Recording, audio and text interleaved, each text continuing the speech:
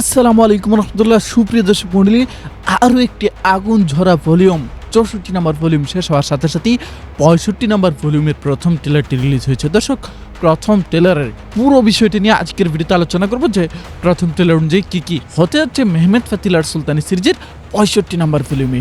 দর্শক মণ্ডলী, সরাসরি ভিডিওতে চলে যেতে চাই। প্রথমে আমরা মেহমেদ ফাতিল আর সুলতানি সিরিজের প্রথম ট্রেলার একেবারেই শুরুতে আমরা দেখতে পাচ্ছি সুলতান মেহমেদ খান প্রাসাদে হেঁটে চলছেন এবং তিনি এখানে বলছেন, যে শত্রু আমাদের একে অপরের বিরুদ্ধে লেলিয়ে দিতে চায় তাকে আমরা মনে করিয়ে দিব আমরা কতটা শক্তিশালী। তো এরপর আমরা দেখতে পাচ্ছি বালিবে তার আকেনজি সৈন্যদেরকে নিয়ে ফিরে আসতেছেন। মূলত তারা বসনিয়া থেকে কনস্টান্টিনোপলে ফিরে আসতেছেন এবং এখানে ভ্লাদ নেই, মানে ভ্লাদকে ছাড়াই ফিরে আসতেছেন। তাহলে ভ্লাদের ব্যাপারটা কি হবে সেটা আমরা সামনে আলোচনা করব। তো এরপর আমরা দেখতে পাচ্ছি বসনিয়ার প্রাসাদ, আর বসনিয়ার প্রাসাদে রানী ক্যাথারিনা এবং রাজা স্টেফান তোমাসভিচ। তো এখানে রাজা স্টেফান তোমাসভিচকে উদ্দেশ্য করে রানী ক্যাথারিনা বলতেছে, তাহলে কি তুমি সত্যি ভ্লাদের পরিকল্পনার উপরে বিশ্বাস রাখতেছো, মানে ভ্লাদের পরিকল্পনা অনুযায়ী কাজ করতেছো? রানী ক্যাথারিনা এবং স্টেফান তোমাসভিচ তারা দুজনেই কিন্তু ভ্লাদকে পুরোপুরি বিশ্বাস করে না, তারা ভ্লাদের উপর আস্থা রাখতে পারতেছে না। তবে ভ্লাদকে ছাড়াও তারা কিছু করতে পারতেছে না। ভ্লাদ একজন শক্তিশালী মিত্র, তাই ভ্লাদকে সাথে রেখে পাশে রেখেই সুলতান মেহমেদ খানের বিরুদ্ধে লড়াই করার স্বপ্ন দেখতেছে তারা। তো রাজা স্টেফান তোমাসভিচ বলতেছেন এখানে যে সুলতান মেহমেদ খানের পরবর্তী কিজিল এলমা বা লাল আপেল বা লক্ষ্যবস্তু হচ্ছে বসনিয়া। তবে আমরা সুলতান মেহমেদ খানের এই স্বপ্নকে বাস্তবায়িত হতে দিব না। এরপর আমরা দেখতে পাচ্ছি প্রিন্সেস রোজের পথ আটকেছে স্টেফান তোমাসভিচ। গত ভলিউমে অর্থাৎ 64 নম্বর ভলিউমে যে আমরা দেখেছিলাম বোগামিলদেরকে নিয়ে প্রিন্সেস রোজ তাদের আশ্রয় দেওয়ার চেষ্টা করতেছে, তো সেখানে তাদের পথ আটকাবে স্টেফান তোমাসভিচ। তো এখানে প্রিন্সেস রোজকে মারবে না, সম্ভবত তাকে বন্দী করতে পারে এবং পরবর্তীতে এমন হতে পারে যে ওসমানীয়রা এসে প্রিন্সেস রোজকে এবং প্রিন্সেস রোজের ভাই সিগিসমন্ডকে ওসমানীয়দের প্রাসাদে নিয়ে যাবে। তো এদিকে আমরা দেখতে পাচ্ছি গুলশা খাতুন এবং সুলতান মেহমেদ খানের মধ্যে মনোমালিন্য। সুলতান মেহমেদ খান গুলশা খাতুনের ত্রুটি খুঁজে পেয়েছেন এবং তিনি এখানে গুলশা খাতুনকে শাস্তি দিচ্ছেন। গুলশা খাতুনকে দেয়া হেরেমের প্রধান খাতুনের যে মোহর, সেই মোহর ফিরিয়ে নিচ্ছেন সুলতান মেহমেদ খান। তবে অনেকেই মনে করেন যে সুলতান মেহমেদ খান গুলশা খাতুনকে 2-4 ভলিউম পর পরে কান্না করান শুধুমাত্র দর্শকদেরকে খুশি করানোর জন্য। কারণ হচ্ছে অনেককেই দেখা যায় যে গুলশা খাতুন হাসার চেয়ে নাকি গুলশা খাতুন কান্না করলে অনেক ভালো লাগে, তাই নাকি গুলশা খাতুনকে কান্না করায় সুলতান মেহমেদ খান। যাই হোক, সেদিকে যাচ্ছি না, আর এক রোমান্টিক বয় ভ্লাদের কাছে চলে আসি।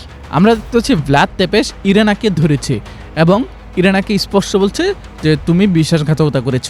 এর কারণ কি? এর কারণ ইরেনা রাদুর পরিকল্পনা শোনার পরেও তা প্রকাশ করেনি, সেজন্য। তবে এখানে ইরেনাকে যদিও মনে হচ্ছিল যে একেবারে মেরে ফেলবে, তবে তাকে মারবে না। তো এরপর ছোট্ট একটি ক্লিপ দেখা যাচ্ছে যেখানে দেখা যাচ্ছে বাহাদুর পাশা কনস্টান্টিনোপলে ফিরে এসেছেন। তো বাহাদুর পাশা কনস্টান্টিনোপলে ফিরে আসার পর সুলতান মেহমেদ খান সম্ভবত বাহাদুর পাশাকে শাসাতে পারেন যে কেন ভ্লাদকে ধরে আনিনি।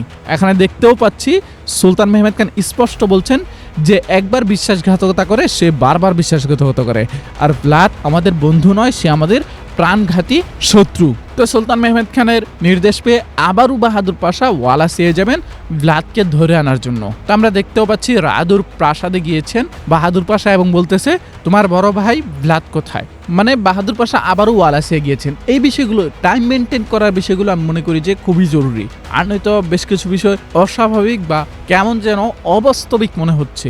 মানে বিষয়গুলো হচ্ছে এই যে বাহাদুর পাশা বা বালিবে মুহূর্তের মধ্যে কনস্টান্টিনোপল থেকে ওয়ালাসিয়া চলে যাচ্ছেন, আবার ওয়ালাসিয়া থেকে বসনিয়া চলে যাচ্ছেন, এক দেশ থেকে আরেক দেশে, মানে শত শত কিলোমিটার দূর মুহূর্তেই তারা পাড়ি দিয়ে ফেলছেন। এই বিষয়গুলো মনে হয় যে টাইম মেনটেন করা আসলে দরকার। তো যাই হোক দর্শক, আবারও ট্রেলার ফিরতেছি। ট্রেলার আমরা দেখতে পাচ্ছি ভ্লাদকে ধরার জন্য বাহাদুর পাশা ওয়ালাসিয়ার প্রাসাদে যাওয়ার পর ভ্লাদ কিন্তু পালায় নাই, সে লুকায় নাই, সে সরাসরি অন্যরকম একটা অ্যাকশনে প্রাসাদে প্রবেশ করতেছে এবং রেইসকে ডাক দিয়েছেন। তো এখানে মূলত রেইস এসেছেন, মানে বাহাদুর পাশা এসেছেন সুলতানের নির্দেশে ভ্লাদকে নিয়ে যাওয়ার জন্য, এবং ভ্লাদ যাবেনও। তাছাড়া তার এখন আস্থা আছে যে জেনেসারি আগা হোসাইন আগা তার পক্ষের লোক, সেজন্যই মূলত ভ্লাদ কিছুটা আশ্বস্ত হবে, সাহস পাবে এবং বাহাদুর পাশার সাথে কনস্টান্টিনোপলে যাবেন। বাহাদুর পাশাকে কিন্তু বেশি বেশি করে ফোকাস করা হচ্ছে, এই বিষয়টা মাথায় রাখবেন। বেশি ফোকাস কেন করা হচ্ছে? যেন তার বিদায়ে আমরা বেশি কষ্ট পাই। এখানে বাহাদুর পাশা ভ্লাদকে স্পষ্ট করে বলছে তোমার কাজই হচ্ছে পিছন থেকে খঞ্জর মারা, মানে বিশ্বাসঘাতকতা করা। তো এদিকে আবার জাগানুস পাশা এবং সুলতান মেহমেদ খানের মধ্যে কথোপকথন হচ্ছে।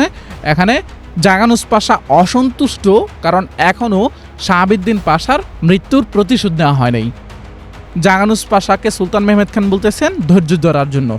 জাগানুস পাশা আবার বলতেছেন ধৈর্য ধরা মানে এই নয় যে হাত গুটিয়ে বসে থাকবো, ধৈর্য ধরা মানে হচ্ছে প্রতিশোধের দিকে এগিয়ে যাওয়া। তো ট্রেলারের একেবারে শেষের দিকে আমরা দেখতে পাচ্ছি ভ্লাদ কিন্তু সত্যি সত্যি কনস্টান্টিনোপলে এসেছেন এবং সুলতান মেহমেদ খানের সাথে দাবা খেলতে বসেছেন।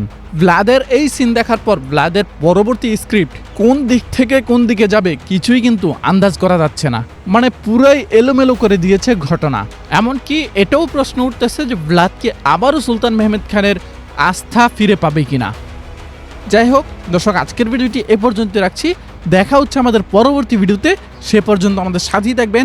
যারা এখনও আমাদের চ্যানেলটিকে সাবস্ক্রাইব করেনি এখনই আমাদের চ্যানেলটিকে সাবস্ক্রাইব করে পাশের বেল আইকনটি বাজিয়ে দিবেন। আসসালামু আলাইকুম রাহমাতুল্লাহ।